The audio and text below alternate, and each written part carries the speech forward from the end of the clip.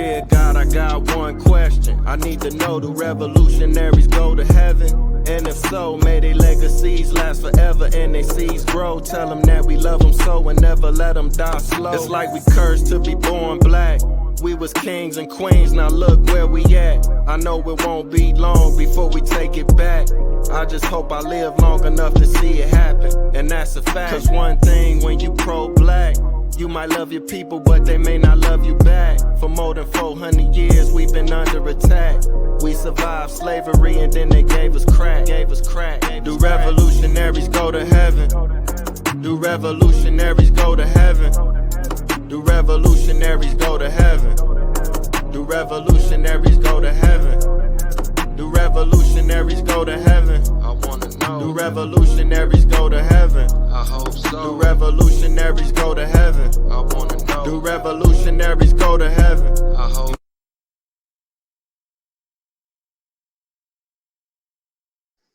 Peace, King. How you feeling? Can you hear me? Yeah, I can hear you really good. Good to see you. Oh, okay. Okay. Yeah, thank you. I truly appreciate you. It's definitely an honor. We glad to have you on the platform, most definitely. For the viewers who may not know, you tuning in all the way from Australia. What city you from?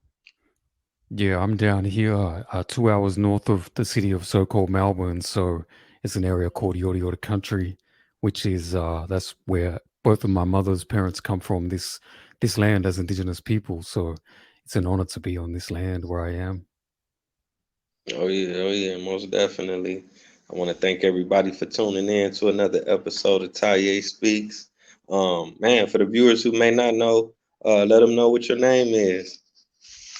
Most definitely. So, firstly, I just want to pay respect to this land that I am on. Our sovereignty as Indigenous people has not been ceded. There was colonial activity here that begun, particularly here about 1850s, but our people still stand strong for what our identity means in this place. My name is Neil, aka Dreaming Now.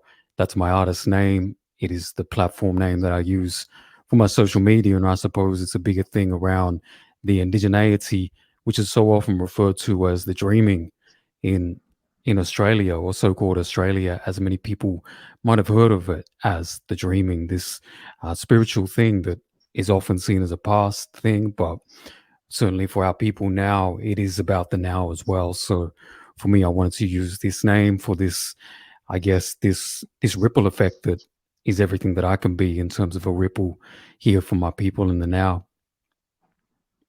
Oh yeah, most definitely. Let me see. Okay, so my first question, for the viewers who may not know, sometimes you hear the word Aboriginal, sometimes you hear the word indigenous. Are they synonymous? Do they pretty much mean the same thing, or are they different? Is it okay to use these terms? Are they offensive, or if you could break that down for me a little bit?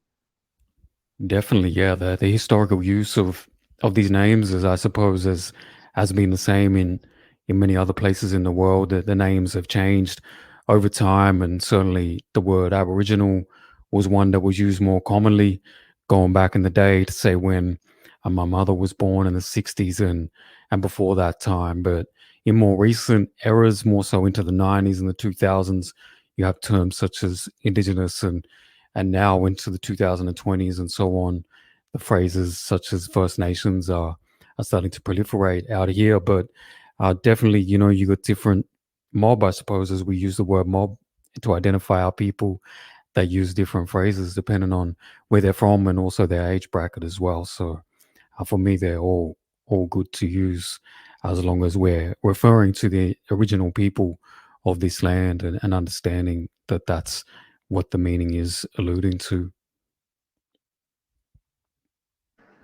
Oh, okay, definitely appreciate you